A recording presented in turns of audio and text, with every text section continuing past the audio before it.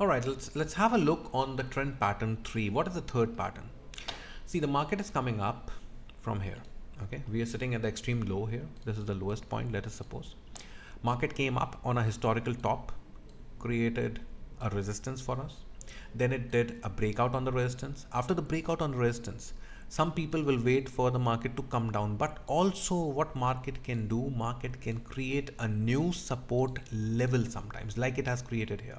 So once you see this support level, this area is the area that you have to look at in small time frame. What do you mean by small time frame? See, if this complete structure you were monitoring in 1 hour, okay, this area you have to monitor in 5 minutes.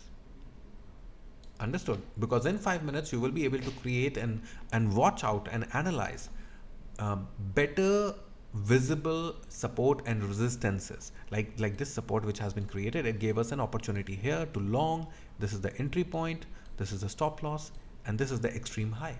These are all confirmed trades. These are not pattern trades like we had, because after confirming, how many confluences? Again, 3 confluences are there. Higher high was made, higher high got broken with the breakout of that resistance.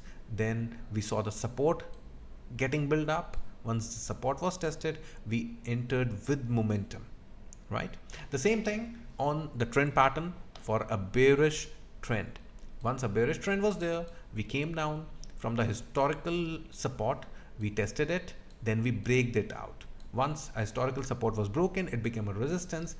Even if we waited for that resistance to be tested, sometimes the market can create a new resistance that we can look on small time frames, as I told you before, 5 minutes, and then go for extreme short trade. This is where we enter, this is the stop loss, and this is the TP.